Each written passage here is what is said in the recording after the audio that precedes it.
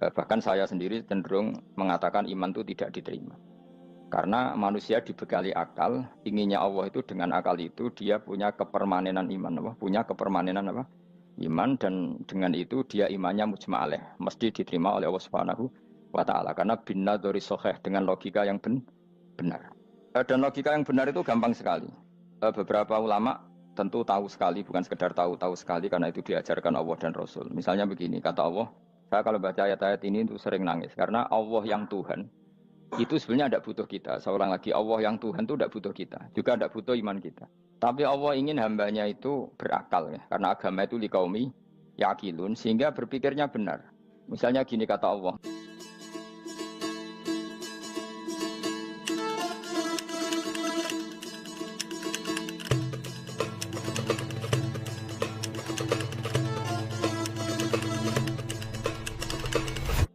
Misalnya gini kata Allah, enggak apa-apa, kamu menuhankan selain saya itu enggak apa-apa kata Allah. Enggak apa-apa Yesus kamu katakan Tuhan, enggak apa-apa, kamu katakan batu Tuhan, enggak apa-apa. Tapi tolong prosedur ya, prosedur atau persyaratan menjadi Tuhan itu kamu lengkapi, yaitu punya prestasi menciptakan langit dan bumi. Kalau tidak semua urun semen kata Allah, sementing urun gitu. Jadi sebetulnya itu kan rasional. Misalnya enggak apa-apa kamu merasa jadi presiden atau gubernur atau jadi wali atau jadi apa, yang penting prosedurnya dipenuhi. Itu kayak apa Allah baiknya pada kita. Sehingga saya berkali-kali, makanya menurut saya orang alim itu wajib memaklumatkan kalau dirinya alim, supaya jelas aturan mainnya. Yang dilarang Allah itu kan memaklumatkan alim kemudian ingin hadun nafsi, ingin salam itu template dicucuk dihormati, itu kriminal. Itu orang alim gendeng, sudah gendeng sekali. Karena khasnya orang alim itu tentu cari ridhonya Allah, bukan ridhol khalqi, bukan ridhonya apa? Makhluk. Makhluk itu la syai', ada siapa-siapa. Dan kita harus baku seperti itu. Kenapa kalau orang alim nggak memaklumatkan kealimannya itu dikatakan salah? Karena fungsi orang alim adalah membawa bayinat, membawa ayat-ayat Allah, bukan kepentingan apa? Pribadi.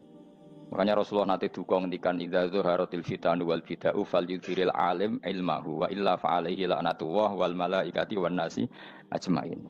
Jika zaman akhir banyak bid'ah, banyak kebodohan, maka orang alim wajib menampakkan kealimannya. Jika tidak, maka dia mal'un, dilaknati langit dan bumi. Karena sebetulnya logika tentang Tuhan itu gampang sekali. Saya ulang lagi ya. Saya punya sekian contoh betapa tauhid itu mudah. Jadi kalau ada orang bilang ikhlas itu angel, Gus, ya dia sendiri goblok karena nggak tahu logika apa. Ikhlas itu justru gampang. Misalnya kamu ngamal demi manusia, manusia itu umurnya hanya berapa coba? Kan pasti mati. Lalu kalau dia mati tidak berkutik, bagaimana Anda bersandar sama seseorang yang mati dan tidak berkutik? Sama-sama bersandar sama zat sing al-hayyul qayyum, sama zat yang abadi. Kamu latih terus akal kamu. Misalnya saya punya jamaah banyak, mereka itu kan nggak jelas surganya. Kok harap-harap syafaate piye? Soalnya jamaah aku mlebu neraka kabeh. Kan nggak mungkin nyafaati saya. Atau mereka mlebu swarga kabeh, wis do sibuk kelon mbek widadari. Mungkin ya ndak ngurusi saya. Jadi dua kemungkinan itu sama-sama ndak ngurusi saya. Mlebu neraka ya rasanya nyafaati, kan mlebu swarga. Do sibuk napa? Ngeloni widadari karena trauma di bocah elek, melarat macam-macam. Sehingga kiainya saja wis ora takok Gus nang ndi wis ora takok. Wis ribet dhewe no. Nah, tentu saya juga sibuk sowan pangeran sudah itu makom saya sudah sibuk sowan pangeran. Kowe pesta seks sing kula sowan pangeran. Wa swargame ayate pokoke inna ansa'ana gunna napa? Insa'a faja'alna gunna. Apa karo bar kelon dadi perawan neh berarti keloni serempet. Kula insyaallah melok daftar sing fa amma in kana minal muqarrabin farohu warihan. Jadi surganya muqarrabin itu enggak ada sifatnya. Di situ enggak dibakas bidadari, makan-makan enggak, tapi farohu warihan. Satu surga yang sifatnya rohani. Karena enggak bisa disifati.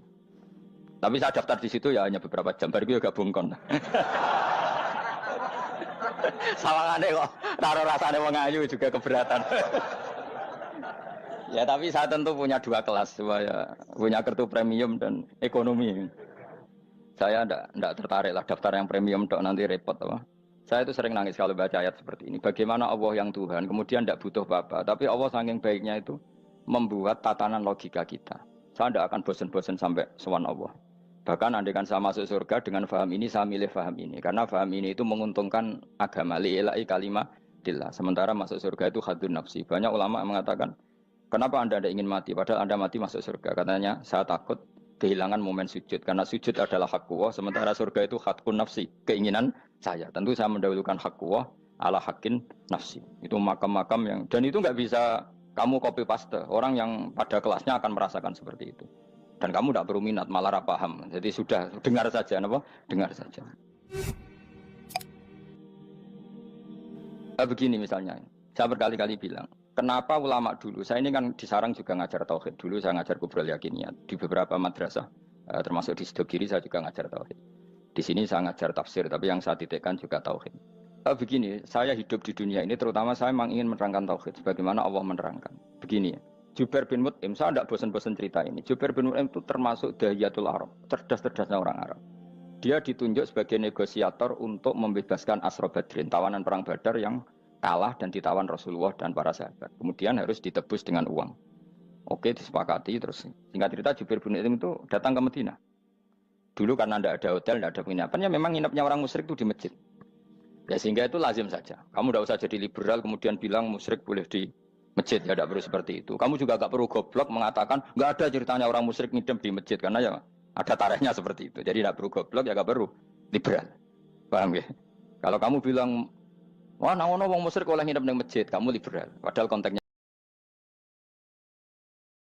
karena sejarahnya pernah ada. Milih di goblok apa liberal? Apa milih jelas? Enggak milih aja, ngaco aja. 01 apa 02 apa 00. Milih mana? Goblok, liberal, enggak milih. Nah, ketika Jubair bin Mut'im itu datang, delalah Nabi itu sholat maghrib ngimami. Nabi baca surat Wattur wa kitabim mastur fi rabbim mansur wal baitil ma'mur. Kemudian di pertengahan surat At-Tur itu kan ada ayat yang menurut saya itu sangat bagus. Sehingga di kamar saya, di rumah saya itu tak figur ayat itu. Bahwa kita harus dilatih berpikir. Kata Allah memulai argumentasinya, am khuliqu min ghairi syai'in.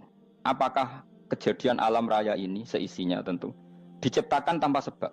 Misalnya begini, alam raya ini kata orang nihilisme atau komunis atau orang-orang paham nihilisme, itu kan dimulai dari ketiadaan.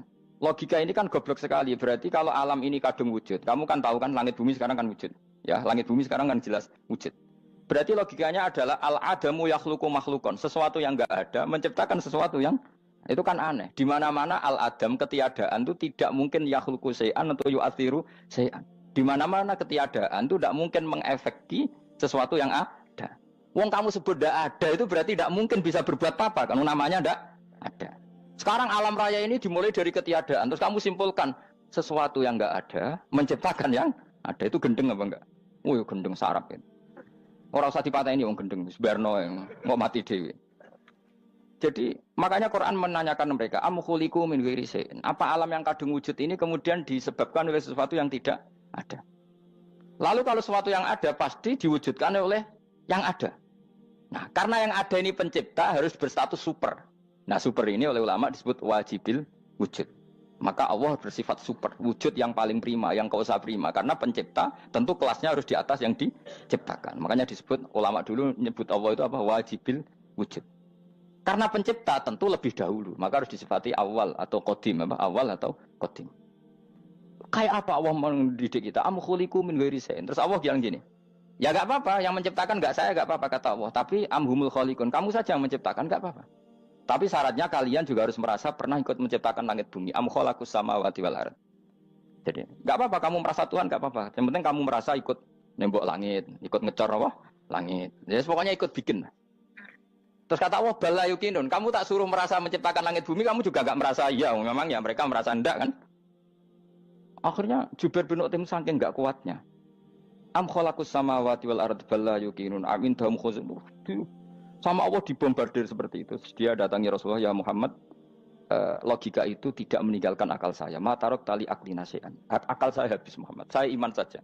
Saya tidak cukup punya logika untuk melawan argumentasi ayat yang kamu baca. Saya iman saja.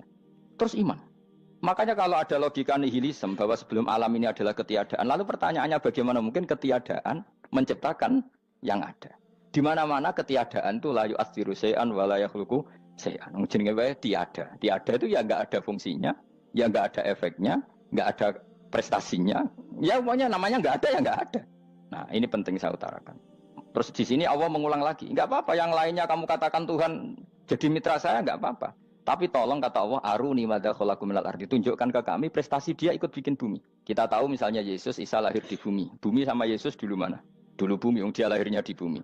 Lalu dia melata di bumi, jalan-jalan. Kemudian dia mengatakan ini bumi Tuhannya saya. Jadi bumi kok enak, dhisik aku sih. Tua aku sih, bodoh-bodoh pangeran aku dong. Lebih apa? Tua. Jadi Allah itu gampang sekali. Nah sekarang orang iman itu kuat semua. Makanya ndak wali-wali. Imane mbek Allah taklid, njaluke aneh-aneh, njuk bojo ayu, sugih, jabatan. Bela Allah secara hujah aja enggak pernah, sudah minta. Makanya kita hidup di zaman yang saraf masal. Lho kula njaluk pangeran akeh-akeh kuwi, coba kamu bela Tuhan tuh pernah bela apa?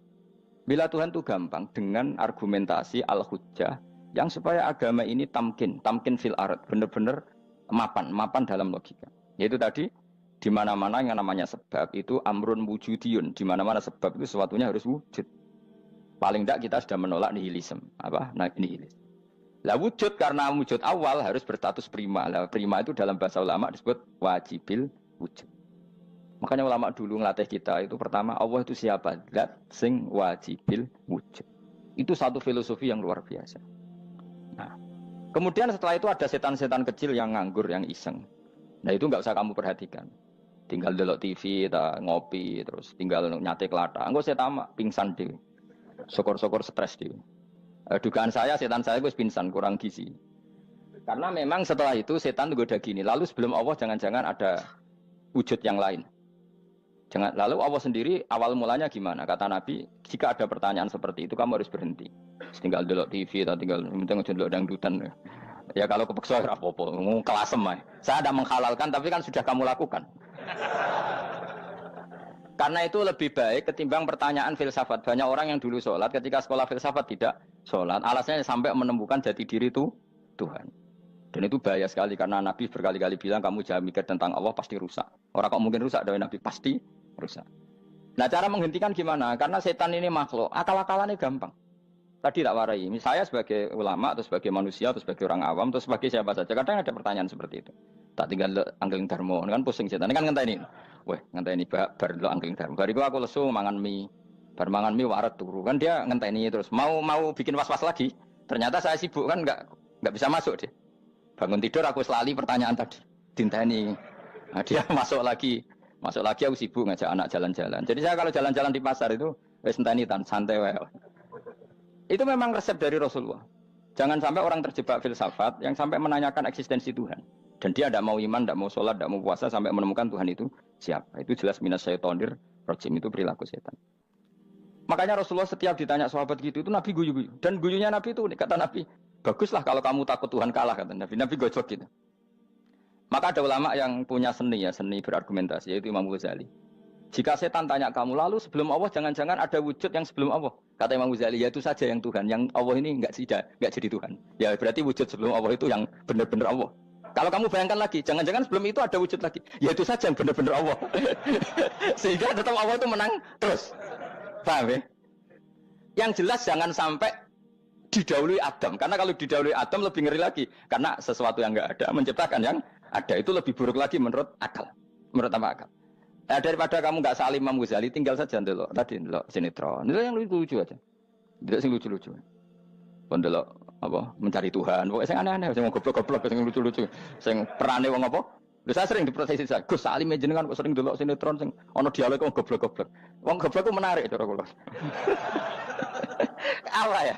Cara pandang itu di luar dugaan saya karena kula berkali-kali lho kalah wong goblok.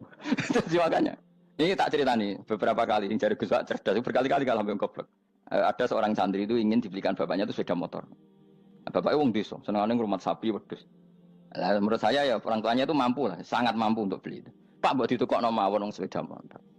Kata bapaknya, "Anakku nu jok mondok tak goblok, Gus." Wong njaluk kok sepeda motor, njaluk mobil ora ya goblok. Lah kok goblok, Pak? Jenenge donya iku Gus, sing lahirno donya kok sapi ku ndek anak, wedhus ndek anak jenenge donya. Di mana-mana jenenge donya sing lahirno donya. Iki donya kok mangan donya.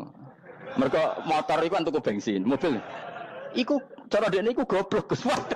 Batin berarti kabeh kiai goblok perkarane tuku donya sing ngentekno donya. Cara dekne donya iku sing lahirno donya. Batin kok pinter iki batin. Untungnya saya ini ulama ya, ahli tafsir ya malu. Saya kalah itu ya malu.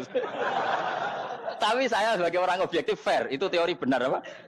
Jadi donya itu ya sing lahirno donya. Donya kok mangan donya iku goblok. Untungnya dia dengan saya itu jaraknya 5 kilo 7 kilo karena 7 kilo. Lala dia diterkon sepeda motor, aku tetap mau kalah. Pak, nanti jalan kaki saja. Karena kalau pakai motor ini kegoblokan kata saya. Terus mendingan nih, loh Gus mau kalah tadi.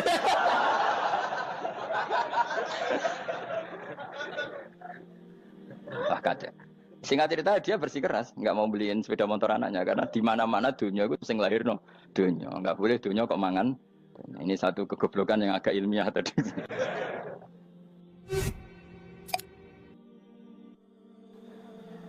Nah, Imam Asy'ari juga ngalami hal yang sama. Imam Asy'ari itu punya, kita kalau ahli sunnah kan dua partai ya. Ya dalam ahli sunnah itu hanya ada dua partai juga. Kalau nggak Asy'ari ya Maturidi. Ya, dan sama-sama alim. Ya kalau terpaut ya paling 5%, 7% ya. Kealimannya Asy'ari dan Maturidi. Imam Asy'ari itu bikin logika yang jelimet seperti saya sekarang ini. Logikanya yang jelimet, tapi permanen. Jadi yang saya ajarkan tadi itu logika yang jelimet tapi apa? Permanen. Karena tadi alam raya ini kadung wujud. Kalau kadung wujud pasti pewujudnya yang menciptakan wujud pasti adalah kewujudan. Karena al-adam la yu'athiru syai'an. Di mana-mana kenihilan tidak yu'athiru syai'an. Ya sepakat ya, gampang kan? Tentu wujud ini prima disebut wajibil wujud. Lalu Imam Asy'ari itu bersikeras. Kalau imanul muqallid itu tidak diterima. Sebanyak keberatan ulama, tapi Nabi nyatanya yaktafi bi imanil Arab al-khalina anin nadur. Nabi nyatanya mencukupkan imannya orang-orang Bedui yang mereka itu kayaknya tidak bisa mikir. Ya, Nabi yaktafi bi imanil Arab itu wong desa al-khalina anin nadur yang mereka itu tidak bisa apa? Berpikir. Ingat cerita Imam Asy'ari survei. Coba ayo kita tanya orang-orang kampung. Ternyata kegoblokan orang kampung itu ya ilmiah, masyhur itu. Imam Asy'ari saja harus belajar dari wong awam, wong goblok-goblok tadi. Kita kok ingin ya Badawi bima araf tarubak. Kowe kok iman be Allah itu bima araf tarubak. Lalu kamu tahu Tuhan kamu atas nama apa? Dengan logika apa? Jawabnya enak. Al-ba'ratu tadullu 'alal ba'ir wa atharul aqdam yadullu 'alal masir. Angger ana tletong ya ana ontane. Angger ana bekas delamaane wong ya ana sing bar liwat. Jadi misalnya ada bekas teracak anjing, berarti anjing habis liwat. Ada bekas apa ular ya berarti ular harus liwat. Ada bekas tercak manusia ya berarti manusia habis liwat. La wa hadzal alam atharun min athari qudratillah. Alam iki bekas mesti ana sing gawe. Jadi Mas Ari pinter juga, mesti logikane gak jelimet tapi memang agar ana tletong ana sapine. Ana teracake wong berarti ana sing bar liwat. Dia ngomong gampang wa atharul aqdam ya dulu alal masir. Nah, terus Imam Asy'ari habis itu ngendikan, ya sudahlah dengan logika apa saja. Meskipun karena zori hadal Arabi sebagaimana cara berpikir Bedui ini, sementing ada natur. Apa ada? Ada natur. Ya natur apa saja. Misalnya orang ahli matematika mungkin bilang angka dimulai dari 1. 0 itu akal-akalane Khawarizm. Mereka ini kebingungan nulis 10. Tapi tetap angka itu dimulai dari 1. Kalau misalnya 1 untuk mecah kesulitan ya harus dimulai 0,1. Tidak bisa 0 tok. Jadi 0 dulu itu untuk mematahkan kalau jumlah itu tidak sampai 1. Tapi faktanya jumlah itu kan pasti 1 karena dimulai dari wajibil wujud. Khawarizm itu ya pintar matematika. Saya juga punya ilmu hisamnya Khawarizm. Itu kan dia karena kebingungan angka pecah. Misalnya 1 tidak sampai 2. Mau tidak mau harus ditulis 1,5 misalnya. Paham ya? Lalu kalau sebelum 1 tetap dia harus 0,5. Lalu hakikat 0,5 itu kan bagian dari wujud apa bagian dari Adam? Tetap bagian dari wujud. Jadi 0,5 itu kan khayal kuliah. Tawari ya. Mungkin saya ada ahli matematika ala wong kampus, tapi saya tahu Kang, ala Islam itu lebih gampang. Misalnya gini. Sesuatu itu kadung kamu putuskan itu satuannya 1. Tentu ketika separuh kamu katakan baru separuh. Tapi sebetulnya ketika satuan itu kamu katakan 10, yang separuh itu sudah 5. Itu kan terserah sing bagi, no? Terserah sing bagi. Ya iya dong, misalnya 1 juta, 5, 5-nya artinya apa coba? 500 ribu kan? Sekarang kalau 100 ribu, 5-nya jadi berapa? 50. Kalau 1,5 jadi. Nah itu kan terserah satuannya apa?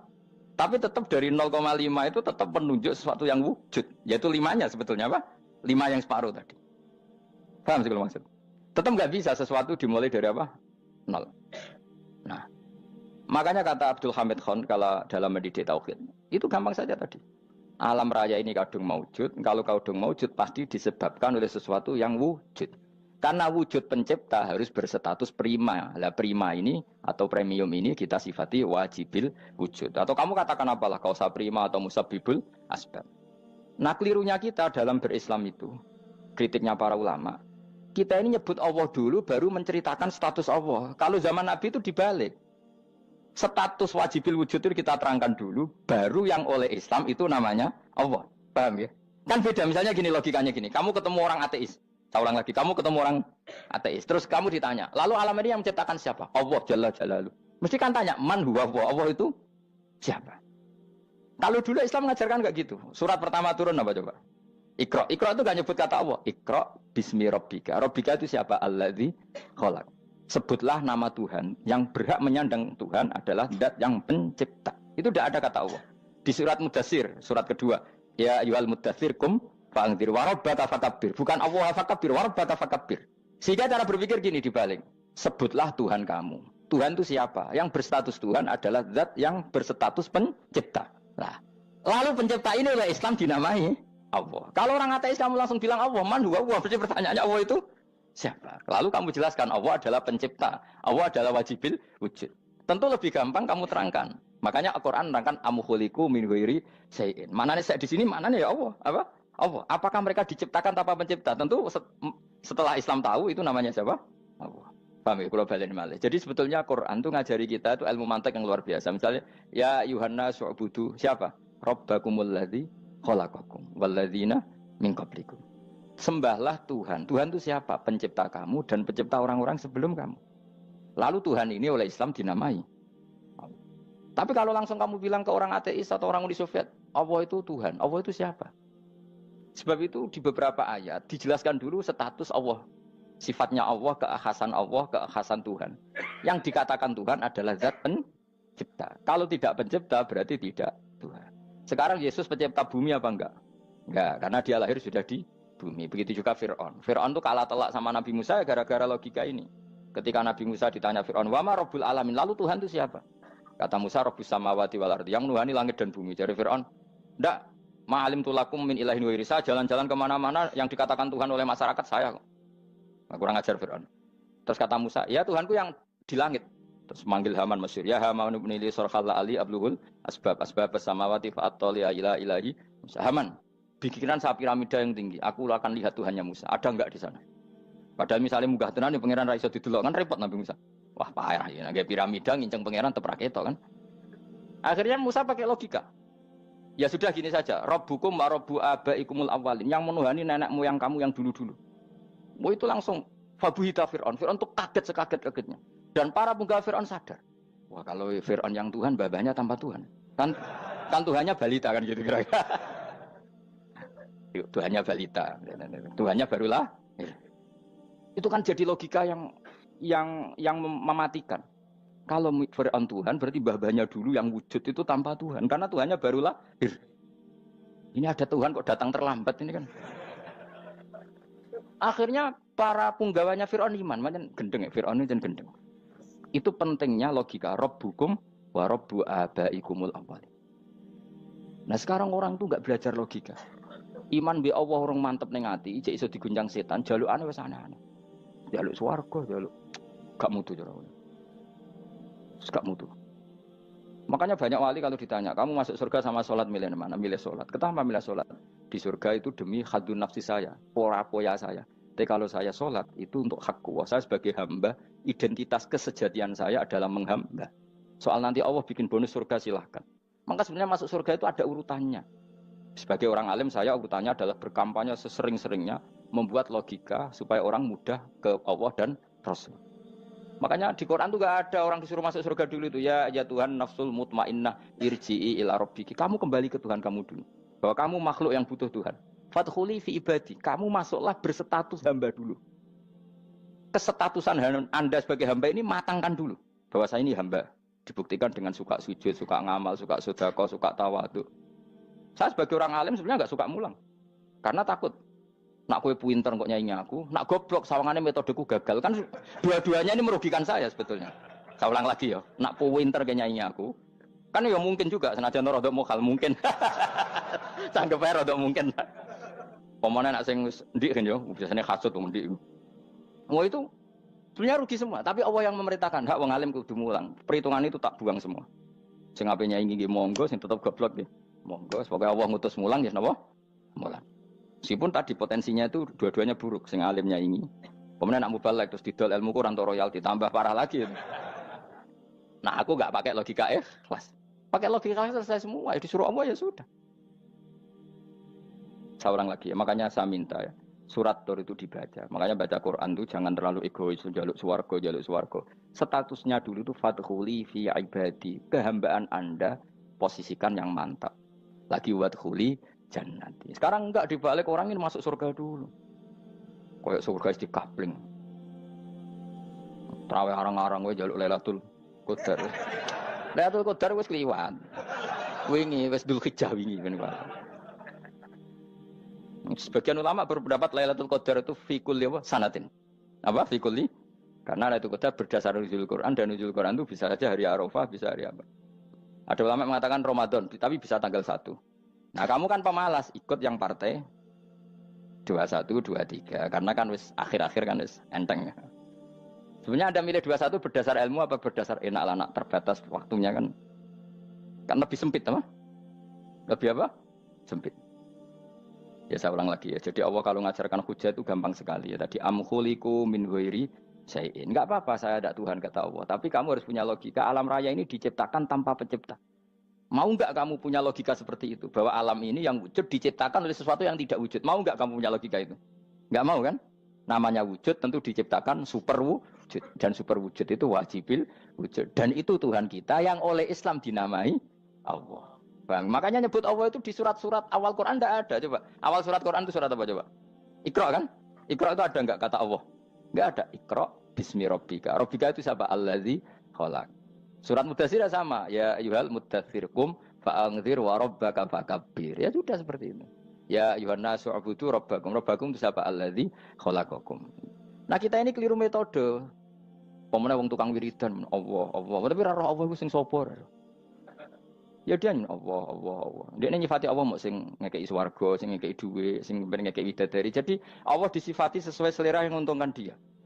Bahwa Allah ini yang ngampuni saya, kemudian saya masuk surga, kemudian ngeloni widadari. Makanya kalau dia jadi wali tak demo, tak laporkan MK. Suluh. Karena ini wali pecundang. Bagaimana mungkin calon wali pikirannya khadun nafsi?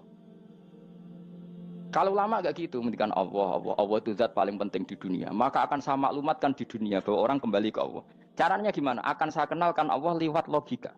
Caranya apa? Kita sifati wajibil wujud. Kita sifati Rabbukum wa Rabbu abaikumul awalin. Dengan sifat-sifat yang semuanya mengarah ke dikjayaan Allah Subhanahu wa Ta'ala. Itu jenenge kowe bener-bener ulama.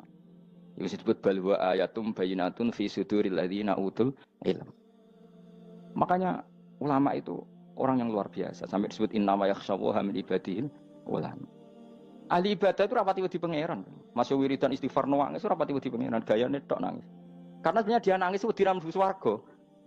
Mlebu swarga gak iso ngloni. Dari itu aja orientasinya itu.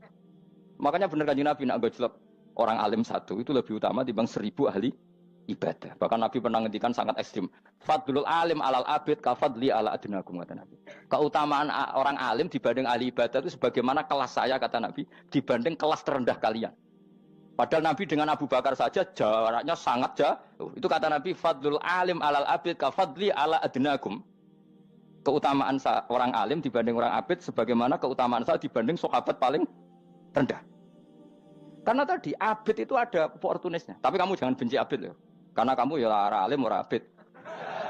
Saya saja yang kritik. Saya yang tanggung jawab di depan Allah. Orang abid itu kadang kan wiridan nganti nangis. Pikirannya apa coba? Wis rasakno mungkin apa wiridan pikiran aja. Di sepuro dosane. Terus apa kan? Mlebu swarga. Terus apa kan swarga? Aku takut. Saya aku takut ayo sing ape mlebu swarga apa kegiatan? Rencana pertama ya, Pak. Terus gak usah munafik biasa wae. Mau inna ansa'na apa? Insya Allah kalau ada jujur apa jujur. Bandingkan kalau orang alim. Orang alim itu ketika nyebut Allah itu iri ya Allah. Kenapa di dunia ini ada makhluk lain yang menandingi engkau? Saya tidak ridho. Kenapa di dunia ini ada syarik orang yang dimitrakan seperti engkau? Maka orang-orang alim ini ingin memaklumatkan bahwa la syarika lak labbaika wa huma lab baiklah syarika lak innal hamda wa ni'mata laka wal mulka la syarika lak. Sehingga para nabi itu memaklumatkan itu. Engkau saja yang Tuhan ya Allah. Semua nikmat dari engkau, semua kepemilikan ini milik engkau. La syarika lak labbaik. Dimaklumatkan ke dunia. Innal hamda wa ni'mat itu dimaklumatkan. Enggak ada kepikiran mereka masuk surga. Karena mereka ingin memaklumatkan bahwa Allah ini yang Tuhan. Sama tak ceritani Nabi Ibrahim jadi Khalilur Rahman, rumang samu kakan wiridan kaya kowe ndak. Wiridannya Nabi Ibrahim sama-sama mungkin banyak sampean. Karena sampean banyak kepentingan tadi. Wali-wali dulu kalau wiridan itu ndak sebanyak sampean ndak, tak jamin ndak. Pemene maca lelo yang 10.000 ndak biasa wiridannya. Tapi khosyahnya sama Allah luar biasa. Pertama Nabi Ibrahim diangkat jadi khullah. Khullah itu ya Khalilur Rahman itu. Itu dia wiridannya gini. Ya Allah, innahu la yahzununi alla ara ahadan fil ghairi ya'buduka ghairi. Alla ara ahadan fil ardi ya'buduka ghairi. Sama saya hafal tadi. Memang saya hafalkan. Ya Allah, saya ini susah sekali. Kenapa zat sepenting engkau, kemudian yang menyembah engkau hanya saya? Ini tidak fair. Makhluk yang enggak penting saja punya umat. Makhluk-makhluk yang enggak penting aja jadi pusat perhatian. Misalnya artis atau presiden atau gubernur atau tokoh top. Semuanya jadi presiden. Padahal semuanya itu makhluk yang enggak sepenting engkau. Ini zat yang sepenting engkau, kemudian yang tahu kalau engkau penting hanya saya, ini tidak fair. Nangis dan nangis. Ini tidak fair. Innahu la yahzununi alla ara ahadan fil ardi ya'buduka ghairi. Saya ini susah Gusti, susah sesusahnya. Zat sepenting engkau, kemudian yang tahu kalau engkau penting itu hanya saya. Wah ini tidak fair. Loh, coba kalau orang mencintai sesuatu kan gitu. Misalnya kita bojo ayu, kemudian wong liya kabeh darane elek, mangkel ora? Mangkel enggak? Kamu beli Alphard. Kamu kira itu mobil mewah. Kemudian orang nyejajarkan podo mek keri, mangkel enggak? Semua kenikmatan itu kita nikmat karena itu diakui ya enggak? Wes gunane apa kae di Alphard gawe ning Gunung Kidul. Terus wong darani ngono iku padha mek keri ambek kejangke mangkel ora kira-kira. Enggak penting mewahnya ini tetap butuhnya pengakuan. Coba misalnya kamu jadi presiden hidup di dunia orang sufi. Sing darane wong penting wong saleh ahli sujud ora kakuati iki. Keteko di Barno. Karena itu dihormati situ hanya orang apa saleh. Kakuati gak? Oh kakuati kan. Atau kowe dadi artis top, teko ning daerah Gunung Kidul wong desa-desa, terus diundang lek. Oh, mangkel kae. Le bayangno.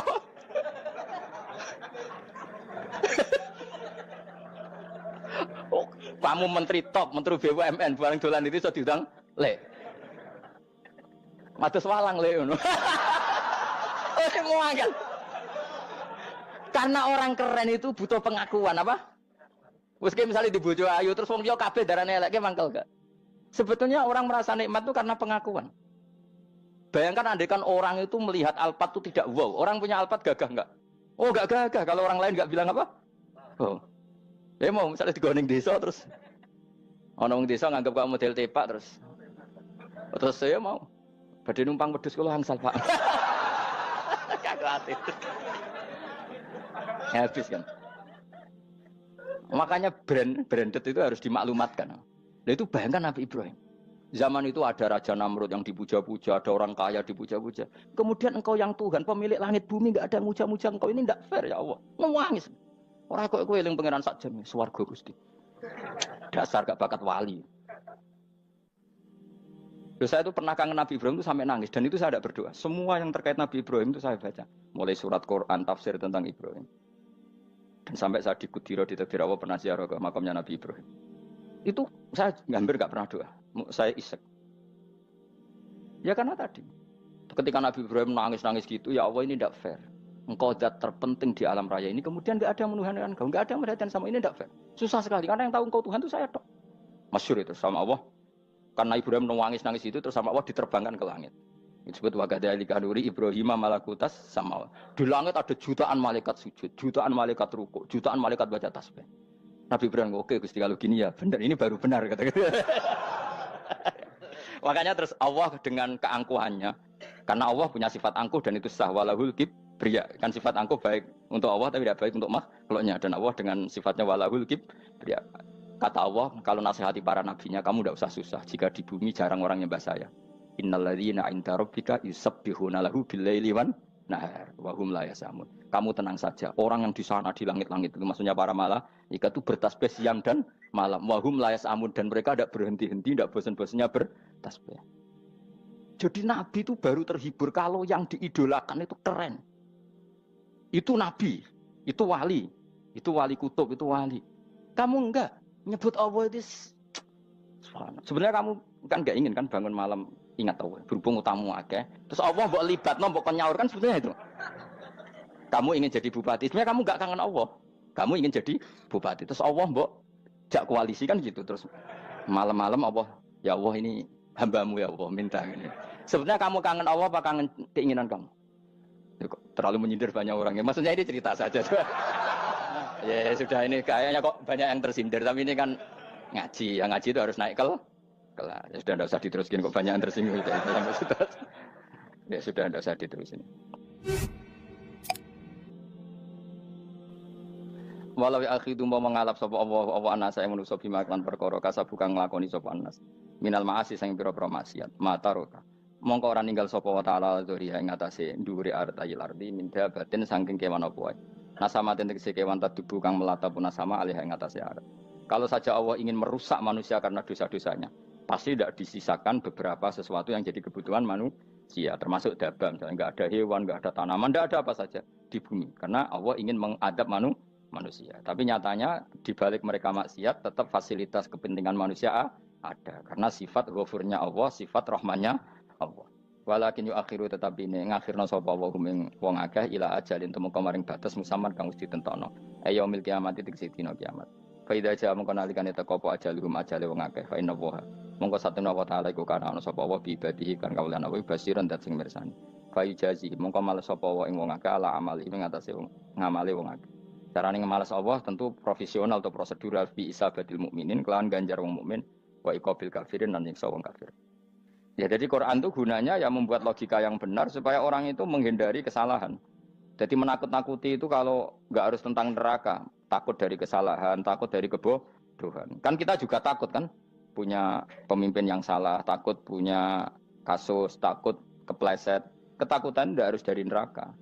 Makanya saya berkali-kali bilang, saya sering dulu dinasihati Mbah Mun, enak kena alim, ojo sering maca tafsir, mari goblok dari Mbah Mun. Maksudnya mari goblok itu gini, mufassir itu manusia, kadang dia itu satu ayat umum, dia mendiktekan ke satu kasus, padahal kasusnya lebih umum. Makanya berkali-kali sama nani umpomong ini, contohnya ini, karena nanti itu mengikat. Misalnya gini ya, saya ulang lagi ya, ben gayamu kayak wong alim. Coba andekan kapasitas Anda itu RT, minta jadi presiden, itu ngelama apa doa? Tidak jawab saja. Ngelama. Jatah kamu untuk azab, kok jaluk Lailatul Qadar, ngelama apa Anda? Mestinya jalukmu orang untuk azab itu bagus. Paham ya? Banyak ulama diajak istisqa gak mau. Banyak itu ulama. Ayo istisqa kita karena sudah lama gak hujan. Kata ulama tadi, jatah kita ini kena hujan batu dari langit. Gak hujan batu sudah bagus, gak usah minta. Ulama macam-macam. Lah rai-rai ngene iki pantes entuk Lailatul Qadar apa entuk adab aja. Orang entuk adab wis bagus. Ya dadi dongane ya Allah. Ampun jenengan siksa la tu akhidna. La tu akhidna maknane njuk Lailatul Qadar apa ora disiksa. Ya makam kita itu masih Rabbana la tu akhirna. Iku supaya gak disiksa innasina waktu kalau kita salah. Kowe kan gak kalau. Wah sudah salah. Jadi donga innasina waktu sange apikane pangeran wae ditambahin. Kalau kita salah. Kalau kita kan sudah ada kalau lagi sudah. Sudah jelas salah berkali-kali lagi. Mbok wong diisin. Njulak jaruk Lailatul Qadar gak diisin. Tapi oleh wong pangeran apian. Pangeran kan tapi misalnya pengiran ora aku luwe apian timbang aku. Jadi sowe disahno permintaan. Tapi gak dikabulno. Mau disahno tapi ora usah apa? Disahno iku iman jalin yen goblok piye meneh kok macam-macam. Makanya doa paling fair itu ya Rabbana dzalamna anfusana wa lam taghfir lana wa tarhamna lanakunanna. Makom kita itu di sepuro pangeran. Sing bener donga wong tarawih lho ning Tuban ning Jogja wis bener apa innaka afuwun karim tuhibbul afwa fa'fu anna. Ora ana guru-guru kita donga, ya Allah anilna lailatul qadar ya Allah. Ka ora sarahku kiye kita ora ana ngajarno ngono ya Allah innaka afuwun karim tuhibbul afwa fa'fu anna. Jenengan kandat sing kathah nyepurane lan seneng nyepuro impun jenengan sepuro. Iku wis bagus sudah. Udah bagus. Ora lailatul qadar kira-kira delok srengenge. Terus delok angin. Angger daerah Gunung Kidul banter terus aneh-aneh. Mbok wong tahu diri, maksud kula nggih tetep minta Lailatul Qadar tapi tahu diri. Misalnya suwe bar sedekah, poso bar salat 1000 rakaat terus utang mesti sahur. Ambek togo-togo sing mbok dolimi jaluki sepuro. Pas kowe tenan mergo wis ngrasa ora dolim, nduk Lailatul Qadar. Tapi kira ngrasa ora dolim wis ujug sombong. Wong sombong ora berhak meraih. Lah terus piye Gus? Ora piye biasa wae, pokok biasa wae. Makom kita ora kena adab itu sudah luar biasa. Ora penuh adab piye. Wis ngene iki luar biasa, napa? Luar. Mun nang ngandel kula. Wis ngene iki keadaan seperti ini terus. Soale dongane wae Rabbana la tu'akhidna in nasina wa akhtana. Itu jadi itu sudah luar biasa. Nah, ini kan teruskan dawuh Mbah Mun ya. Misalnya Allah bilang gini, fattaku, maka takutlah kamu. Biasanya mufasir ditambahi minan nar, maka takutlah kamu masuk. Sebetulnya yang perlu dihindari dari kita, takut itu ya, takut salah, takut bodoh, takut terdolimi, takut mendolimi orang lain, takut hidup tidak ada gunanya. Tapi mufasir tentu milih yang populer, takutlah kamu dari api neraka. Coba misalnya gini, kita nanti masuk surga.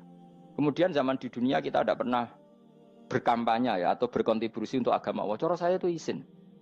Kata Imam Malik, saya masuk surga. Kemudian orang yang mencintai saya masuk surga itu saya malu. Rasulullah juga gitu. Saya sebagai pemimpin umat, saya malu masuk surga. Dan satu dari umat saya masih masuk neraka. Jadi ulama dulu tuh ketakutannya bukan sekedar masuk neraka. Takut malu, takut bodoh, takut keliru, takut. Saya misalnya nanti masuk surga itu malu dengan saya tidak pernah ngajar tafsir Jalalain. Malu saya. Karena kalau tanya Allah, kenapa pun buswargo? Terus diberi swarga. Tapi kalau pernah baca tafsir Jalalain kan anak keren nih.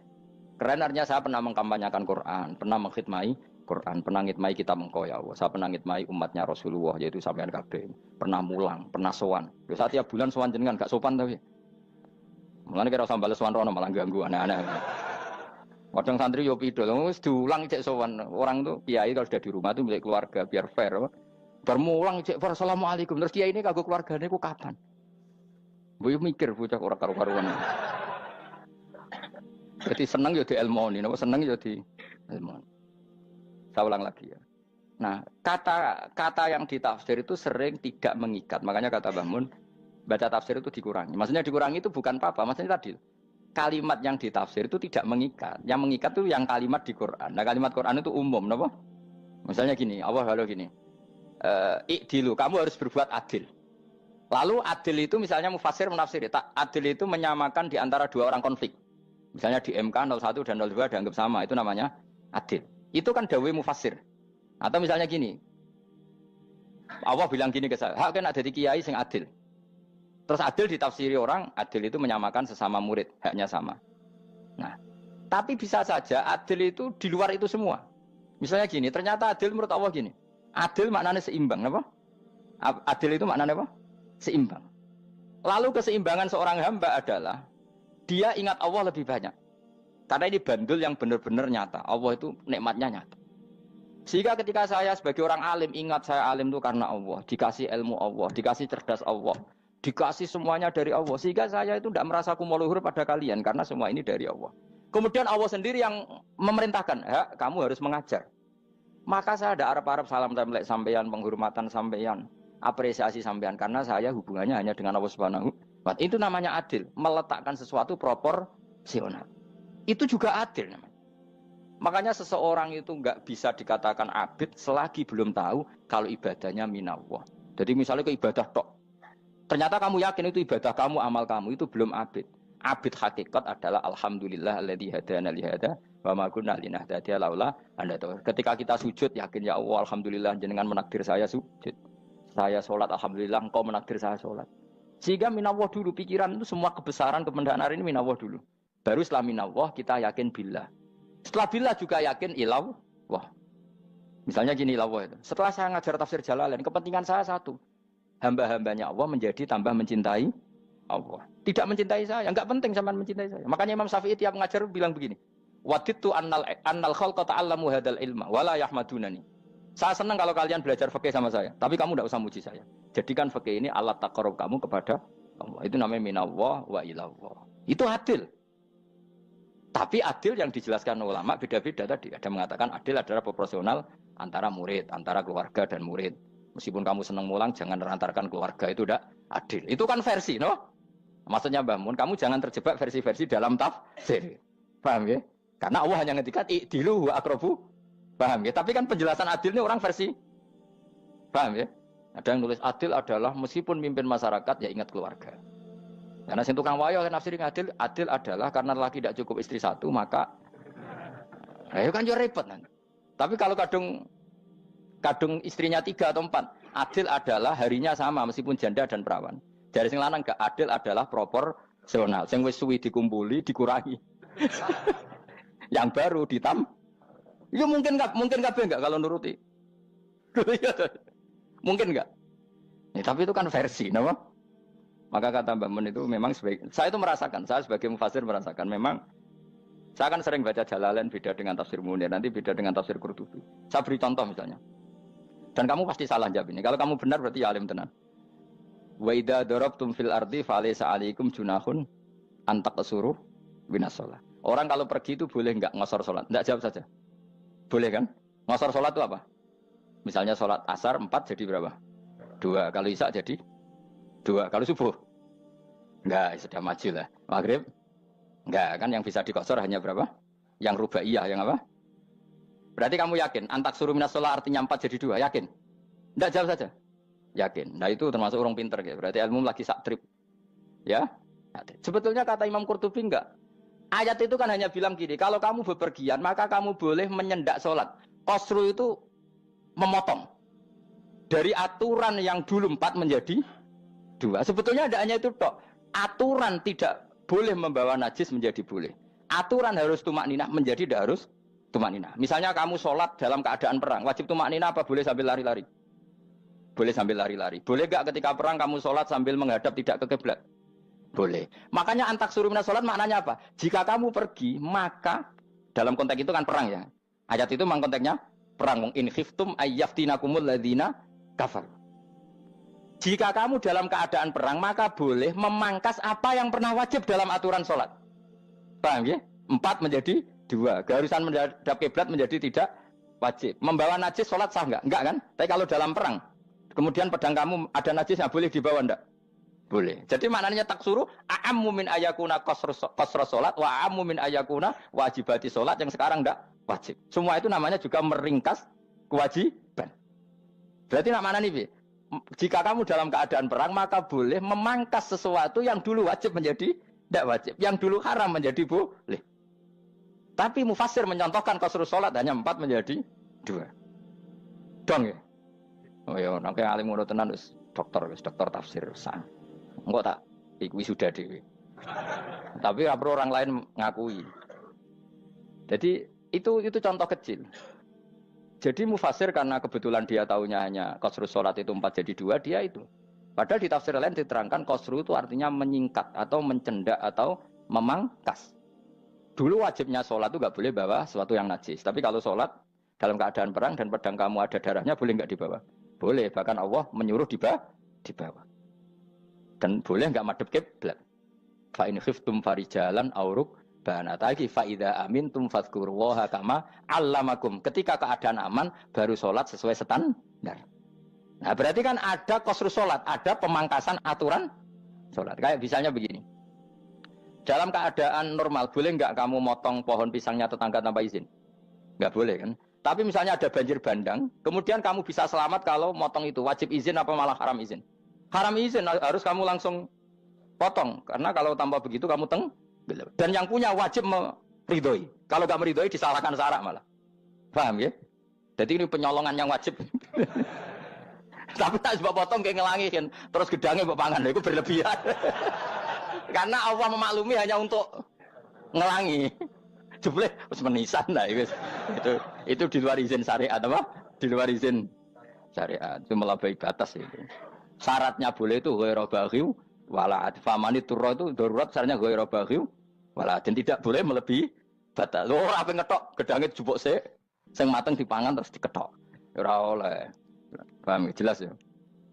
Makanya kalau ngaji tafsir ya saya kan berkali-kali ada makna di tafsir Imam Suyuti saya tambahi umpamanya ini. Maksudnya umpama itu supaya contoh itu tidak mengikat. Jadi yang disebut beliau itu satu dari sekian potensi ribuan contoh. Ya kayak tadi misalnya antak suruh minas sholah. Itu umumnya ulama membayangkan qasru sholat yang 4 jadi 2. Padahal enggak, maknanya meringkas aturan dari wajib menjadi tidak wajib. Bahkan sebagian aturan itu dikatakan haram, tidak haram. Itu tadi misalnya bawa najis atau teman kamu mau dibaca orang kafir terus kamu bilang, hei hati-hati, itu tidak batal kalau dalam sholat siddatil khauf. Paham ya? Jelas? Semaju lah. Malam terus likur oleh Lailatul. Soale wis gumen mbek wong-wong itu. Bingung ora ilmune wong-wong. Ma ungzira abahum lam yungzaru tegese ora den kei wedi sapa ngangge fi zamanil fatrah ing dalam zaman fatrah. Ya sama seperti ini. Orang tidak mendapat ingzar itu fi zamanil fatrah, zaman enggak ada rasul. Tentu tidak hanya itu tok. Ada rasul tapi orang itu jauh dari komunitas ulama. Itu juga termasuk orang yang tidak mengalami Ingdar. Jadi tidak mengalami ingdar bisa di zaman fatrah atau sudah ada rasul tapi dia jauh dari ulama atau jauh dari komunitas Islam. Itu juga komunitas yang tidak mengalami ingdar. Fahum mengkote wong akeh kaum iku khafidun lali kabehane imane sing iman parustilan bener. Ya, contoh paling gampang itu nak dawuh yai mesti bener itu loh.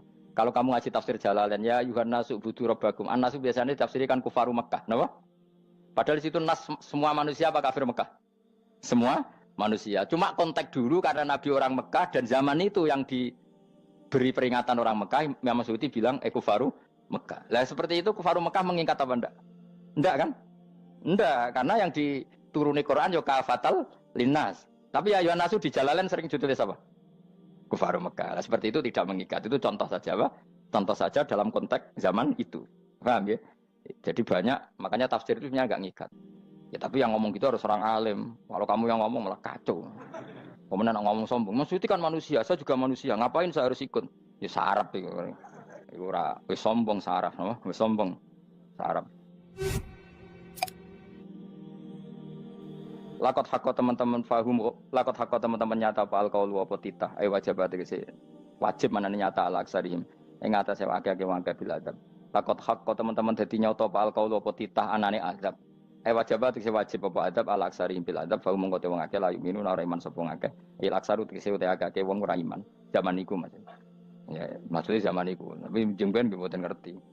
Tapi yang mungkin ba'da Isa itu semua orang iman, tapi ya banyak yang setelah iman itu tidak bermanfaat lagi karena wis napa matahari terbit dari napa barat khina la yanfa'u nafsan imanuha lam takun amanat min qabl inna saat temen ingsun ujalna ga ingsun fi anaqihim ing dalem gulu-gulune wong akeh tak gawe aghlalan ing blengku bi ayu doma gambar bi antu doma gambar sento de kumpulno ilaha maring anak apa alai di tangan di anal gol la karon saat meneh wil iku yajma'u iso ngumpulno wil al yada ing tangan kal unuk maring geger maring napa gulu-guri lho jenenge unuk wong Arab nak darani kene ku unuk nak darani kene ku nakher.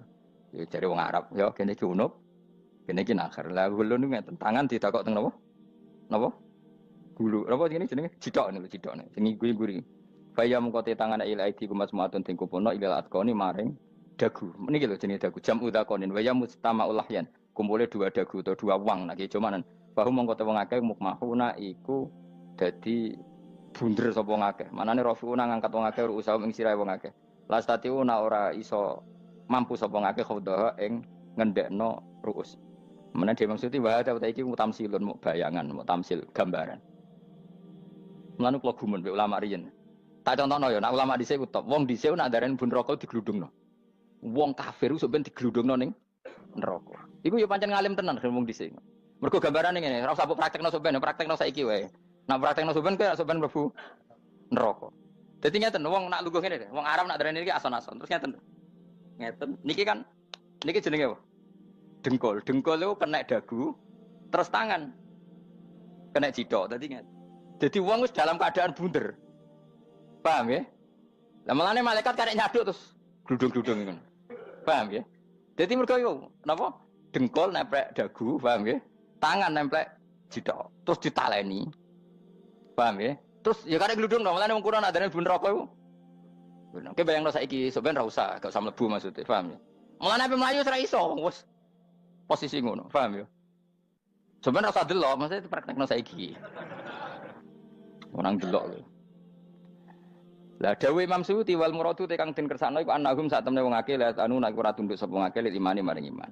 Wala faduna nek ora tunduk sapa wong akeh ora ndilukno ru'usau ing sira wong akeh lahu krana iman. Iki tapi dawuh Imam Suyuti. Tentu tidak semua ulama sependapat.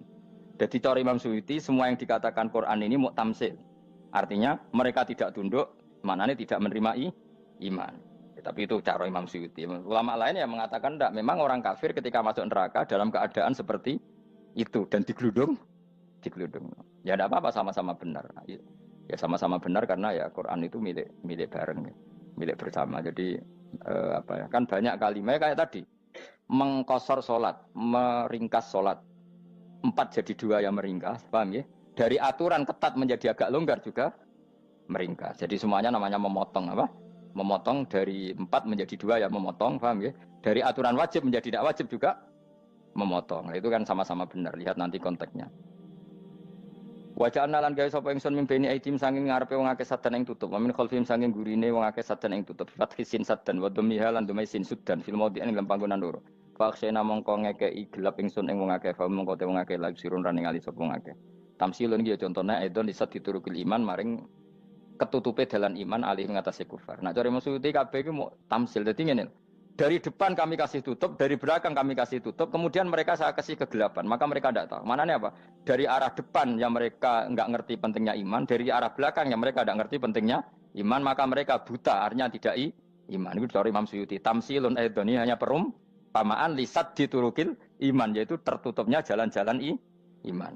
Tapi ulama lain mengatakan ya enggak. Memang pernah ada peristiwa di mana orang kafir ngepung Rasulullah dan mereka dari depan matanya dihalangi, dari belakang dihalangi, sehingga ketika Rasulullah keluar mereka tidak melihat. Itu ya nyata ya. Jadi makanya ngaji ya. Jadi ben keren. Oh ini ada sekian tafsir. Terus gue ngomong kan kayak wong alim keren. Nah tak kata siapa? Ono rekamane. Tapi yang orang ngaji dhewe. Nah tak kata siapa? Ada rekamannya.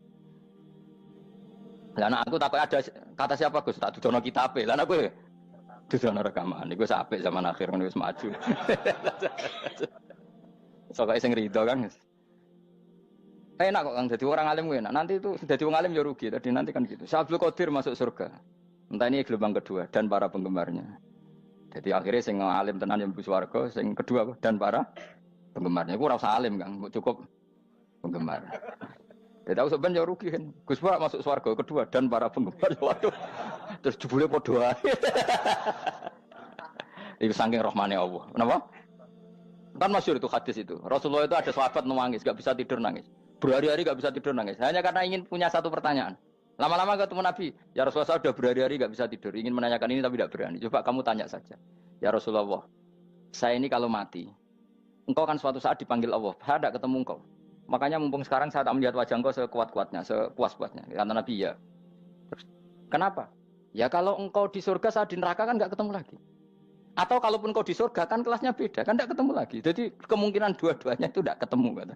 Karena tadi bisa saja, ya artinya Nabi karuan di surga, saya di neraka enggak ketemu. Atau engkau di surga, saya di surga pun beda kelas, ya enggak ketemu. Terus kata Nabi, enggak begitu aturan mainnya. Almar'u ma'aman ahabba. Orang itu sesuai yang dia orang bersama orang yang dicintai. Jadi ya saya harus ikhlas kalau kamu saingi nanti. Ya takdir no. Wasawana ni padha uga ali ngatasi wong akeh angger tau te ngekek peringatan sira gumeng wong akeh tahqiqil hamzatain angger ta. Wa ibdali saniyati alifan angger ta humata sili ala nasil hamzah wa itu khali alifan wa pun alif binal musahalan dan hamzah sing ditasil wa ukhra lan ya wa tarqi lan tinggal itu khol. Amlam tungfirhum wong ra wis bakat kafir mbok elingno cek rambu elingno tetep layu minun ora gelem iman. Lah sing iman iku sapa inama tungziru ang mestine ngelingno sira. Maksude yan fa'u tegese manfaat apa ing daruka peringatan sira. Peringatanmu manfaat man ing wong ittaba kang anut sapa man atikra ing Qur'anil Qur'an tegese Qur'an. Wa khasyalan wedi sapa man ar-rahman ing Allah Rahman bil ghaibi padahal ora roh pangeran. Ya khofa tegese wedi sapa wong ing Allah toh walam yara ora ningali sapa wong ing Allah. Lan bil ghaibi itu apa? Takut Allah dalam keadaan toh dia tidak melihat Allah lang. Mereka tak tafsiri bil ghaibi barang gaib ning Indonesia terjemahnya hantu. Melihat alam gaib itu maknanya apa dalam bahasa Indonesia? Hantu. Maknanya bil ghaibi rata terjemah apa? Ya namanya ini wa khosyalan di sapa wong ar-rahman ing wasirman bil ghaibi padahal dene ora roh langsung. Ya ora usah diterjemah ya. Terjemah dadi apa? Barang gaib malah repot. Wa basiruhu mongko ngeke berita gembira sira ing man bimaghfiratin kelawan pengemuranan wa ajrin dan ganjaran karimin kang terhormat. Orang yang seperti itu yang ngikuti Quran dan takut Allah itu layak mendapat maghfirah wa ajrin karim wa ta'ala jur karim wal jannatu swarga. Inna satamna ingsun wa nahnu ya ingsun iku nuhyi uripna ingsun almauta ing wong sing mati libak sikra nafas. Wa naktubulan nulis ingsun fil lauhil mahfuz ma ing apa wae kodamu kang nglakoni sapa ngake fi hayatihim. Di lauh mahfuz apa yang pernah kamu lakukan ditulis min khairin kaapian wasari dan kaelean li yujazau supaya diwales sapa ngake alih ing atase iki. Wa atharahum lan yo tak tulis bekas-bekas kelakuanem. Matek saya perkara ustun kang digawe sunah apa bima badam sak usum ngake.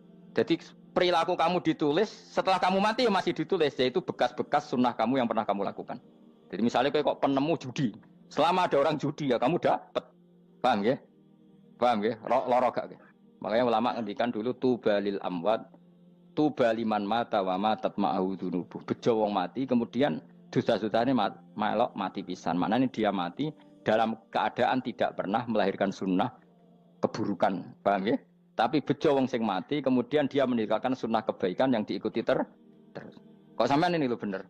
Gak paham jalan lah, nggak jalan ngatur ngaji. Sehingga sebenarnya anak gak paham lah ya gue. Lo kok gue jalan cung? Bisa bapak paham lah ya gue. Itu sudah bagus. Apa? Bagus. Jadi pokoknya anut anak ya anut. Wah, pokoknya keren, pokoknya keren sampean keren. Jadi nanti sebenarnya anak tuku jalan takok Pak, kok tuku jalan dhisik bapakku ning lemari iki ono jalan. Lah tapi dhisik bapak paham yo ora ya paham bodoh. Wes stop, stop. Jelas ya gitu anak tubuh mangkot damu wa atharo. Makanya sisa-sisa amal kita, bekas-bekas amal kita semuanya adalah ditulis sampai Allah Subhanahu wa taala. Mulane kula kepengin jenengan nate syukuran, pisan-pisan nate syukuran pertama anak kita bisa sholat. Guling-gilingan banyak orang syukuran perkara ulang tahun. Kenapa pertama anak kita bisa sholat kita tidak pernah apa? Syukuran. Padahal sholat itu yang menjadi identitas anak kita, kehambaannya ila yaumil kiamah. Mbok ya orang itu gitu. Sehingga nanti anak kita tuh senang sekali. Itu saya itu kalau agak marah, itu anak saya yang paling kecil, baru umur 6 tahun. Itu tahu-tahu bilang, "Pak, saya sudah sholat." Karena dia tahu, saya itu paling terhibur kalau ada berita sudah sholat. Jadi itu penting supaya orang itu tahu orientasinya bapak itu sholat. Jadi jangan sampai terus anak kita kalau ulang tahun syukuran, tapi pas sholat kita dingin-dingin saja. Lama-lama anak kita berperasaan sholat itu tidak penting. Buktinya apresiasi bapak biasa saja. Itu contoh kecil. Sehingga nanti tertanam, anak kamu tertanam, nanti cucu kamu tertanam. Jadi itu namanya asar apa? Asar. Jadi harus seperti itu. Jadi ya itu namanya asar. Makanya Nabi Ibrahim nggak berani minta uang sama Allah.